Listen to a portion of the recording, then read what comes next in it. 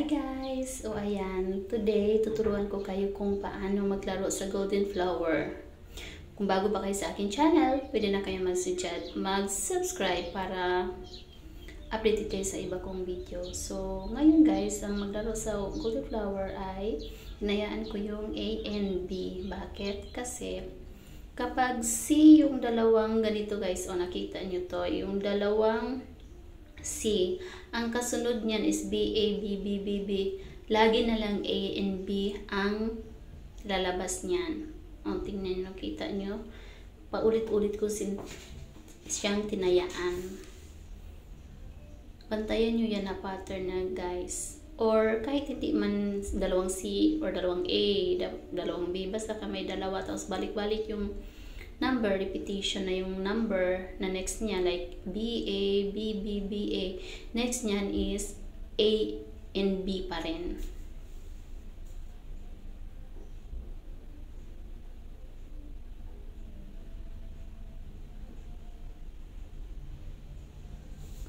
Ayan guys.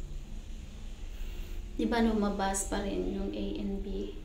So ngayon, yung next natin na tatayan is, diba, may B, B, B, tapos A, A, tapos C, tapos B, B, B.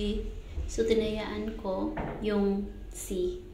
Kasi babalik pa yan. Pag ganyan yung lalabas guys, yung C, tapos tatlong same number, yung lalabas yan ulit is yung C. Kasi babalik siya. Or, for example na lang is A, tapos C, C, C, C, babalik yung A. So, tandaan nyo yan na pattern na yan, guys. Yung C, B, B, B, C, babalik siya after ng pangatlo or pang-apat. So, ngayon, ang tinayaan ko ulit is yung B and C. Why? Kasi, feeling ko babalik yung B. Kaya, tinayaan ko na lang din yung C para kung C yung lalabas. O, ayan, diba? Tama ako, guys. So, ganun yung susundan nyo, guys. Naalala nyo yung sinabi ko sa inyo yung unang pattern, yung dalawang C. Ngayon, diba dalawang A yun siya? O, ngayon, kapag nagdalawang isip ako, guys, huwag ko munang tayaan. Diba? Naalala nyo yung sabi ko sa inyo na A, tapos B, may tatlong B, B, B, tapos babalik yung A. Hindi lahat ng ganun guys. Dapat marunong kayong makiramdam. Kaya hindi ko siya tinayaan dahil hindi ako sure. So ngayon, dahil wala akong coin, gamitin natin yung bean. Kasi yung bean, kahit matalo, hindi masakit. O sa palagay ko guys, ang lalabas is A and B. Bakit? Kasi ibabalik niya yung B. Pag tatlong beses or apat na beses, tapos may isang number, may isang letter, either babalik yung tatlo na yan, yung B, babalik yan siya ulit.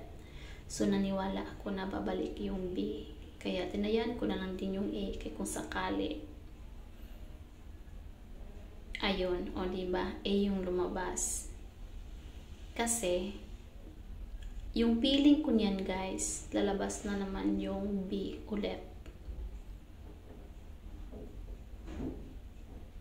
Kasi pag may tatlong number, tapos ibang number, tapos ibang number pa talaga, feeling ko lalabas yung B.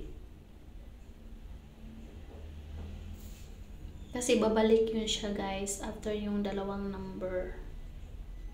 So tingnan na lang natin kung correct ako, or kung hindi babalik yung tatlong number na yan, babalik yung C, hindi yung A.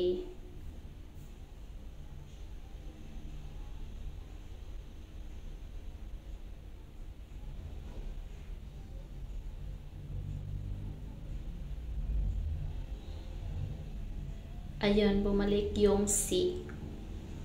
So, hindi yung A. Ayan, lumaki na yung bin natin. O, ayan guys.